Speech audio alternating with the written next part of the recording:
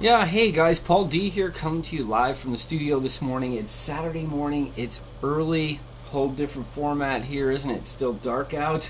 I love getting up early, usually spending time in the Word, and today we are on day 6 of our 31-day challenge. We're almost 1 week into the new year. I'm so excited. It's kind of a milestone, isn't it, that 1 week? How are you doing on your 31-day challenge? How are you doing on your New Year's resolutions? I'm not a big one for New Year's resolutions, but I kind of like to try to do new things and branch out.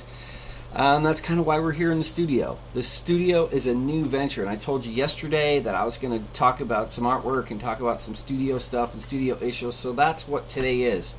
Today is not only day 6, it's also a Saturday. I think of Saturdays, and it's kind of a day off, a kind of day to do something different for most people.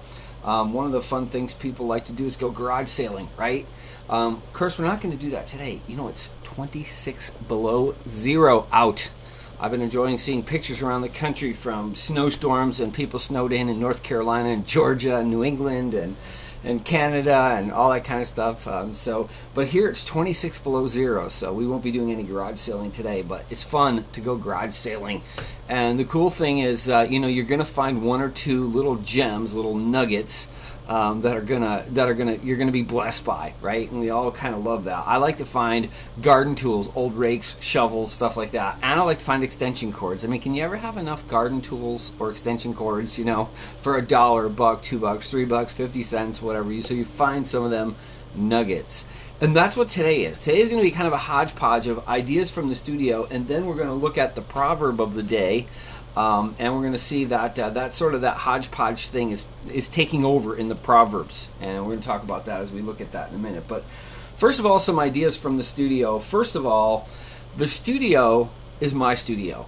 It's not made for you. It's not made for my kids. It's not made for the world around me. I mean, I'm doing this little blog here, which kind of just popped up in my head after being in the studio for a couple of months. And just really appreciating the studios of other people and learning from other artists in a very real-world environment. But I have to remind myself when I come in here that this studio is for me. I'm shooting some videos here, but it's not a video studio. It's my art studio. And if I don't come in here and do artwork, if I don't come in here and look out the world and try to be inspired, it's not going to fulfill its purpose. And so I think life is kind of like that. We have to first focus on ourselves, don't we? Don't export what isn't working for you, so to speak. And so that's hugely important as we come to the studio. I always have to remember that it's for me first. And as we look at the Word of God, and as we look at our own lives, and as we look at this new year in front of us, we need to be on this path of self-improvement, of getting better at what we do. So that's the first thing in the studio I want to talk about, and that leads into the second thing, and that is, in the studio, you can't be afraid to make a mess. That's right. Everything we make is not going to look pretty. Everything we do is not going to be a masterpiece. In fact, we're only going to create, maybe if we're lucky, a couple of masterpieces in our lives. Maybe we'll make a few things that are pleasing to the eye, that are helpful. But in the studio, as in the studio of life, it's about practice. We're practicing. We're mixing paints. We're learning to look. We're learning to see. And we have to go through a lot of material, a lot of painstaking work to make a few things that are pleasing to the eye and that are helpful. Okay, another thing I want to point out about the studio is, a studio is a work in progress. We come to a studio and, it's a workshop. When you go out to somebody's workshop, there's sawdust all over, it's a mess. It's not a place to entertain guests. It's a workshop. It's a work in progress. And as we're here in the studio, as I consider my own gifts and skills and abilities as an artist, I got to realize that I'm a work in progress. And part of the cool thing about a studio is walking down that road of growing together in the progress of our lives. And here I'm doing a little teaching. I'm sharing with you some things that I've learned in my life, and as a teacher, as a pastor, as a preacher. And somebody has said that the work of preaching is one beggar trying to show another beggar where to find bread. And that's really just about the way it is, because I come to you in this studio, the studio of my own life, and I'm saying here's some things that I've found, that I've applied, that have worked for me. And it's not like, hey, I've arrived. I've come to this place of, this sweet spot of arriving. No, I'm a work in progress, and I realize that, and we all realize that. And that's sort of the beauty of the studio motif. And no matter how good we get at some things, there's other things that we're greatly lacking in. And so that's kind of the beauty. Which brings me to another point I want to make about the studio is this. Give yourself room to be mediocre. Okay, it's okay to be mediocre. Okay, it's kind of interesting. We've done some studies about the perceptions of Americans in their education, and Americans, like particularly in math, always rate themselves, very high, in mathematics. I'm talking about students generally speaking, like college students, high school students. Whereas statistically, Americans are very low in their math skills. And math is not one of my favorite things, but this whole sociological phenomena of our self-perceptions is really kind of interesting.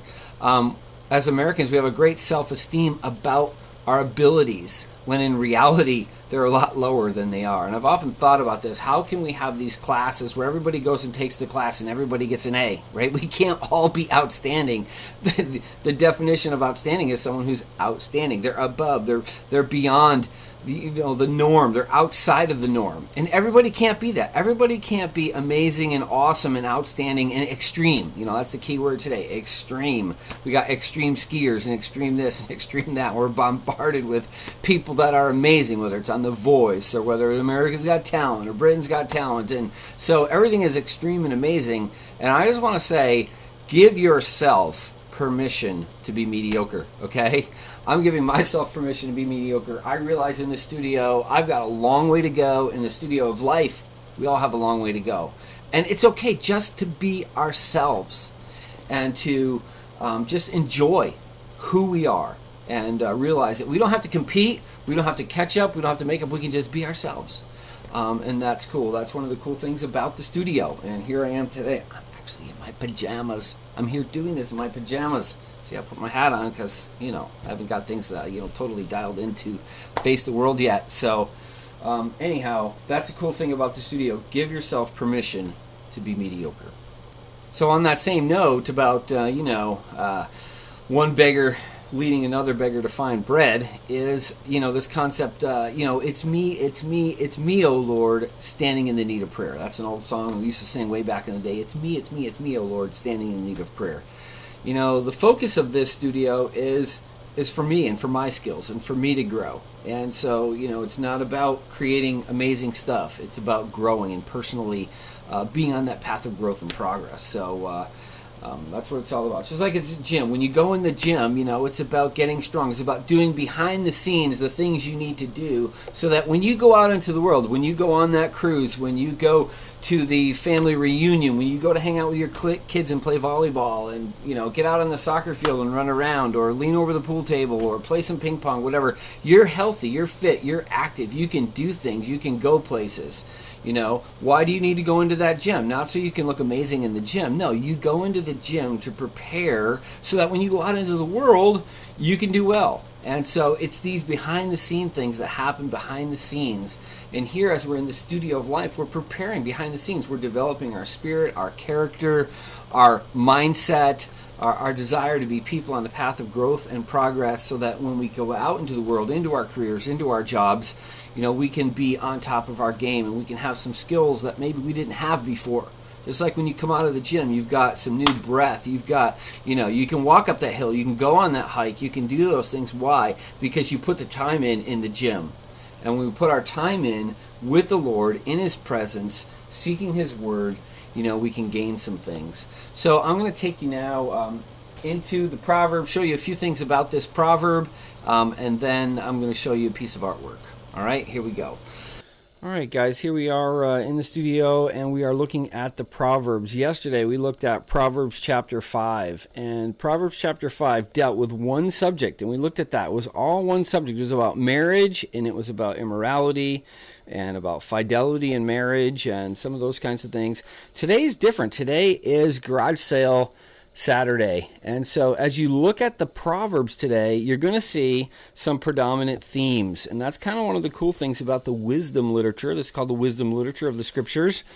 And, you know, here's verses 1 through 5. This is one theme. You see, I've made a little line right there because that's one thought group. And then here in the next passage from verses 6 up through 11, that's another thought group. That's another paragraph, another thought group. Then here's 12 through 15. There's another one. 16 through 19 is another one. And then 20 all the way through 23 is another one, and then the whole last of that chapter is all one final thought group. And incidentally, it picks up again here on this concept of sexuality and immorality. So a nice follow-up to yesterday's as you look at that.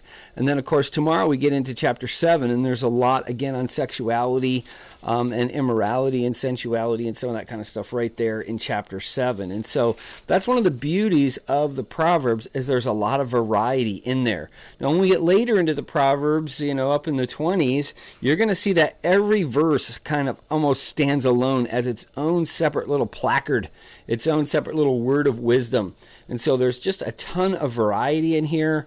And just as we look at life and we think about kind of the garage sale of life and coming into the studio, you know, here we are in my studio. You know, I've got a lot of variety in here. I've got some watercolors here. There's my palette. I got different palettes. You know, I've got a box of charcoals and pencils right there. You know, over here I've got my oil painting, paints and stuff. I got some brushes going on down here. Of course, there's my little bear buddy who gives me inspiration and cheers me on. So he's got his little fish in his mouth, and he says, hey, if I can do this, you can do it too. I caught my fish. Now you go out there and catch yours.